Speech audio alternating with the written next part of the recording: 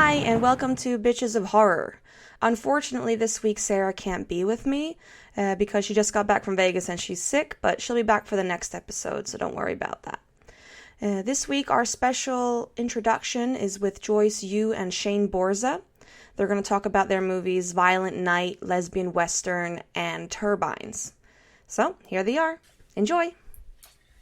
So I'm here with my wife, Joyce Yoo, who is the producer and star of a feature film called Violent Night, which is the best worst Christmas horror comedy movie ever. So, how did you come up with the combination of a Christmas movie that's a horror movie that's a comedy? So, the team that I was working with, which is Wesley, the director and writer, and Laura Bethlev, who is the director of photography, the three of us, we wanted to get a feature under our belts. None of us had done that at that point. We knew that there's a big market for not only horror, but also Christmas. You know, every year people are always open to new Christmas music, new Christmas movies, so we figured that would be kind of a good niche to go after. And then also, none of us had really done anything comedy before, and, you know, we all like to think we're pretty funny, so we thought, let's see what we can do. We just sort of mashed the three together, and it's like, let's do everything at once. So that's what we did. Nice. Now, I knew you had the film up on YouTube and had like 400,000 views or something. Yeah. So where can people go to get more info about the movie, and where can they see it and all that stuff? So on YouTube, the channel Violent Night Movie is where you can watch our trailer, and also there's a ton of behind the scenes stuff. We have a couple of original songs, and so those are up there as well. We had the full movie on YouTube for a while, and we racked up, you know, like you said, close to 400,000 views. I don't know, they made some changes to their policies and took down our movie. They said that something was iffy about the... YouTube's lame. YouTube's lame, basically. Although you're probably watching this on YouTube. So it's lame-ish. Yeah, we sometimes. like it, but we hate it. So we're kind of deciding what to do with it this year, so stay tuned, but you can see plenty of stuff at Violent Night Movie. And this is my husband, Shane Borza. He is the writer and director of Lesbian Western, which is a short exploitation action film. So Shane, why don't you tell us a little bit about the film and of how you pulled it together and shot it? Okay. Well, the basic idea was I love basically, well, movies from the 70s especially, but B movies and horror films and underground films, and I love exploitation movies of all kinds.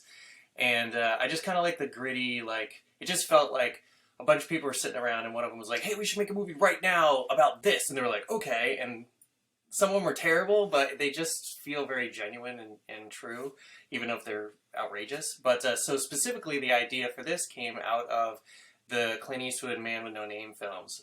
You know, he has like 3 or 4 of them where he's the guy with no name, he has a black hat on and a long duster, and he rides into town, and he just, you know, leave me alone, I'm just on my way through, and somehow he becomes part of the problem. You know, there's a problem, and he gets into it somehow, and he reluctantly saves the girl for the bad guy. And I've always really liked strong female characters in movies, and I think it's much more interesting to have a female lead. So I was like, well, why can't we have the girl in the black hat saving the girl from the bad guy? And, you know, part of that is Clint Eastwood ends up getting the girl at some point, but he, you know, he can't stay with her. He just has to save her and then ride off in the sunset. So if you have that kind of, you know, girl with girl and then saves girl from bad guy, then it becomes not just a Western, it becomes a lesbian Western. And I shot it in Australia because even though I was living in LA at the time, it was so much cheaper to move to Sydney and go to film school there and live there for a couple of years and get a more international kind of experience and education in movie making than to just stay in LA and get like the Hollywood Union style. So it was shot in Sydney with an international cast and crew who were all Australia based, but most of them were actually not from Sydney, which is cool because it's a very international, you know, city and everything. So, but very much celebrates the exploitation thing, but for all you horror fans out there, there is this big bloody gory scene which hopefully you can enjoy when you see it. So. And not unlike Violent Night, it was on YouTube. We had like 127,000 views, and then the policy changed, and they were like, "Hey, your movie's not up here anymore." And you're like, "What?" But if you go to my YouTube channel, just my name, Shane Borza, then you can watch. There's like a 40-episode behind-the-scenes kind of web series, and you can watch. There's like a stunt reel and stuff about the makeup and effects and stuff about the location and all the stuff that we did to help make the film. And there's also original soundtrack, and you can watch the videos and listen to the music and all that stuff. It's on my YouTube channel. Awesome. Yep. So I wanted to ask you next about the most recent project we worked on, which isn't a horror film, but there are some scary moments in it.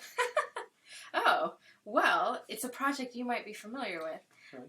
Yeah, you. Okay. So we actually got married in Boom. September of 2015, and we decided to do it on a ledge on El Capitan, which is one of the most famous mountains in Yosemite National Park.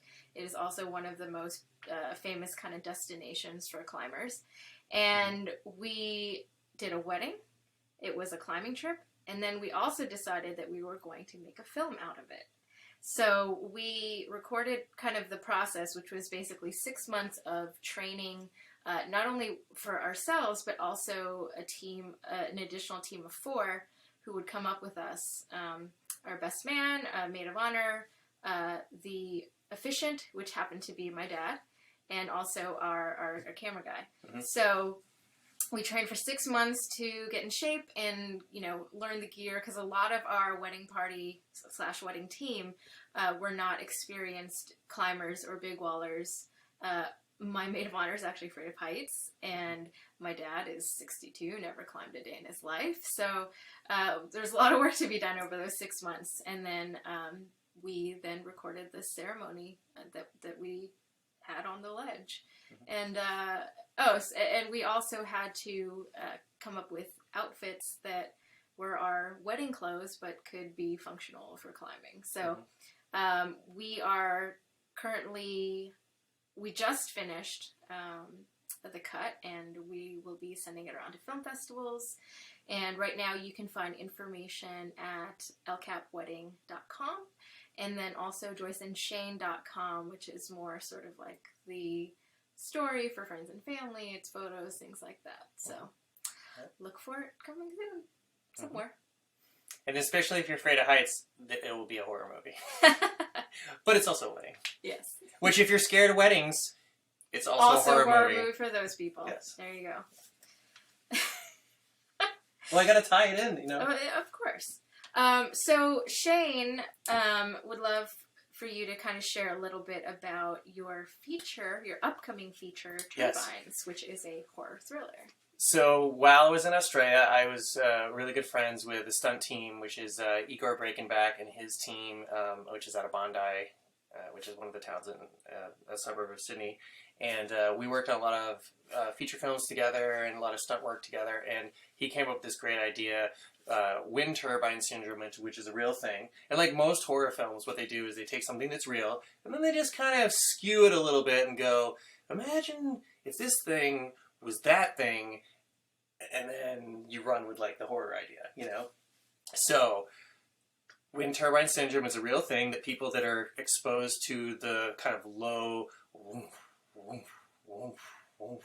constant noise that you get like with the turbine, and they get they can't sleep, which affects their REM cycle, and they have nosebleeds, and they have insomnia, and they have headaches, and sometimes they'll black out, and like all these things which are real things medically documented.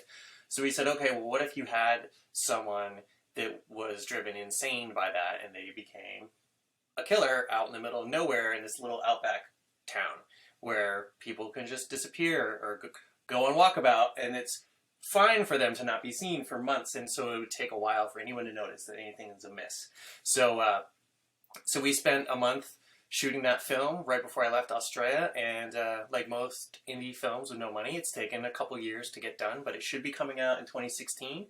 and I've had no hand in the edit. So I don't know what it's going to look like, but there's a teaser on YouTube. Just look up Turbines movie, and you'll be able to see it. And there's plenty of good gore, and people getting beat up and skulls bashed open with hammers and stuff. It's pretty cool. It was definitely very fun to splatter some hot girls with fake blood and out in the bush. Yep. Yep. Anything else from you? No. Okay. So we, as a couple of filmmakers and a couple of filmmakers, are excited to work on some more projects together, but that's just a couple of the things that we've done so far. And I just want to thank both Jasmine and Sarah at Bitches of Horror, because who I met on Twitter, and I'm very excited to someday meet in person someday, and maybe we could even work on a project, because I have a whole bunch of horror movies I want to make. Thank you, guys. Thank you.